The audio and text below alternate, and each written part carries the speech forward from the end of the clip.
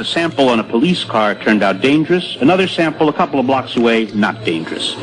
But most interesting in the mix, they are looking, they think, at specks of steel that used to be beams and elevators, marble from the lobby floor and facings. So what were once the strongest architectural elements in the two towers were pulverized, large portions turned into clouds like this one. Still, there is this mystery. If some of the hardest materials were vaporized, how come we have so much paper? Very good question. So here again is West Broadway before and after. And here's where a bunch of toasted cars were. They weren't toasted with the cloud from Tower 2. But over in here, the cloud from Tower 2 did toast the cars, and you have a lot of fuming of cars over in that area. We're again looking down West Broadway at the street level, the swamp I call it, and there's a lot of toasted vehicles here. Close up, more toasted vehicles. I don't know if you can see that this is already rusted. They almost instantly rusted, so we'll put that down in our data list. Missing door handles again. And someone commented that this doesn't look right for a car fire. Car fires look like they have a lot of soot and junk on them. Right. That doesn't mean this picture is wrong. It means that it might be a different process than a typical fire. And this poor car back here is missing its engine block again. And we have, again, our intersection where the toasted lot is here. Tower 1 stood there. And you can see the fuming back behind Building 7. Bunch of cars back there were fuming. They're just turning into fumes and disintegrating. That West Street, VC Street intersection was just quite intriguing because it was just covered with paper. I call this Mr. Branford. He's in a lot of pictures. I don't know his name. It just has Branford on the back of his jacket. This is a very interesting picture. These people were in their cubby holes hiding, and they just come out of hiding. And look at this guy's posture. Oh my gosh, where did it go? Tower 1 is no longer there. And they're just, like this guy with his arms folded. Just, what happened? They're shocked. They don't know what to think. Yeah, it would be a little bit bothersome that there was a tower there when you came in the morning. And here's Mr. Branford standing there. Looking across VC Street, there's the toasted car lot. It's about a couple blocks or a long block away, but they're waiting in paper. And just to the left is Building 6, and on the other side of Building 6 is where Tower 1 was. I don't see anything else in the street. No, the paper is not burning. So was it hot? We've all seen these cloud chase pictures. This is VC Street, where that's Building 7 a couple blocks away. So this cloud is chasing these people down. Here we are east of the complex by a few blocks, people getting chased down by clouds. Did we ever see any toasted bodies left on the street when the cloud passed? This is the swamp, West Broadway, that had all those toasted cars. It was covered with people moments beforehand. We didn't see any toasted bodies. People didn't get toasted there. So we have these fumes going up into the upper atmosphere. Looks like this in the 12th, looks like that in the 13th. How do clouds move? This is Kuwait oil fired. And things do go in the upper atmosphere, but that's, very fine particulate from burning. It doesn't look like this. This is white.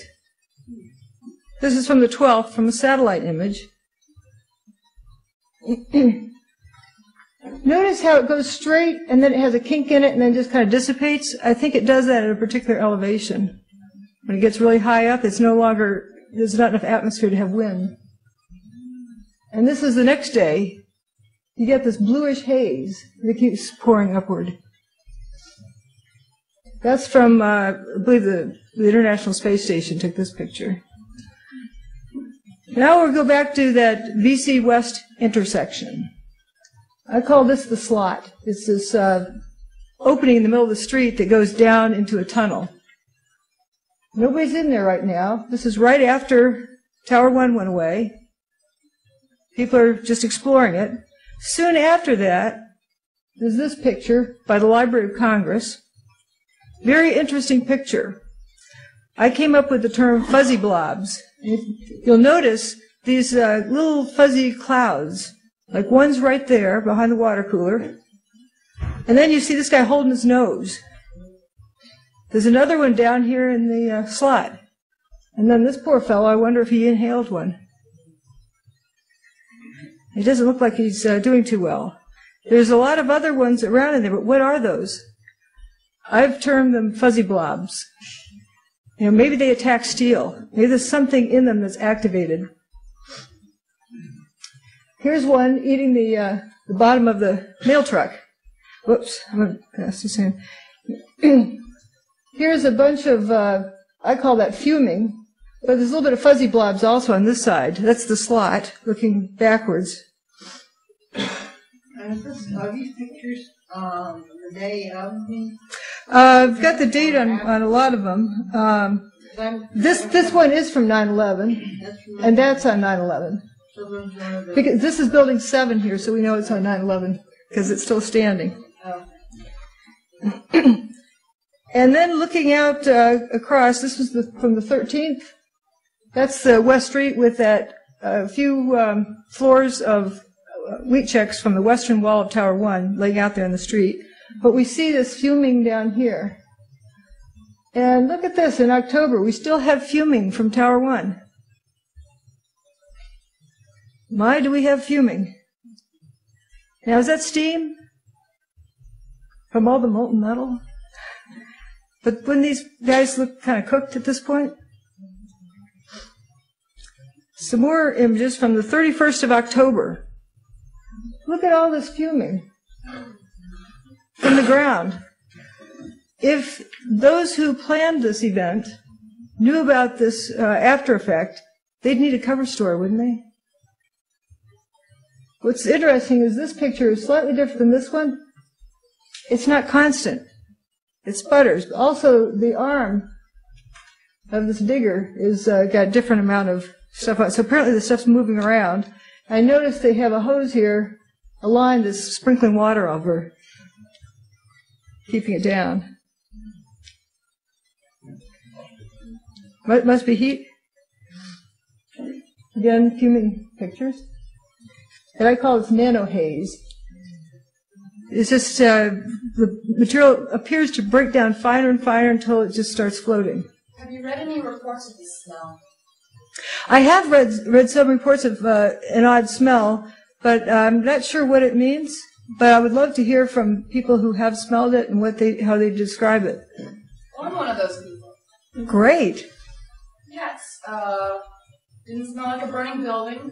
It was very painful to the microphone. Yeah. This is great. Thank you.